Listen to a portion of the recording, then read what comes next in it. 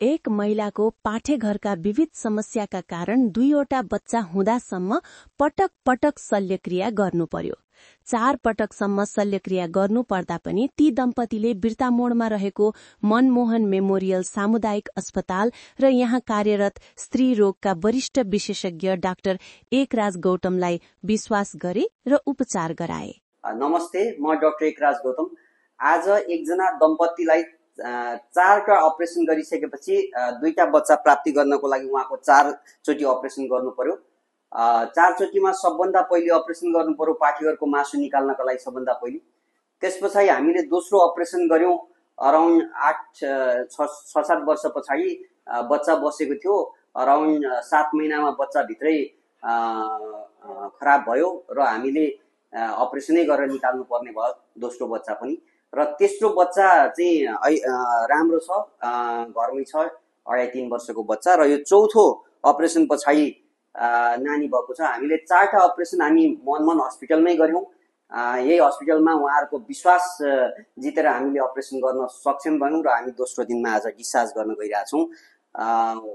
उहाँहरूले मनमोहन हस्पिटललाई विश्वास गरेर 4 चोटि यहाँ अपरेसन गराउन रेडी हुनुभयो। उहाँलाई यसको लागि नमन भन्न चाहन्छु।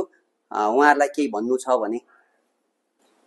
हामीलाई विगत 11 वर्षदेखि जुन मनमोहनले निरन्तर हामीलाई सेवा दिँदै आयो, त्यसमा नि विशेष गरेर एकराज सरले यस केसमा लागिराख्नु भयो 11-12 वर्ष। उहाँलाई धेरै धेरै धन्यवाद दिन चाहन्छु।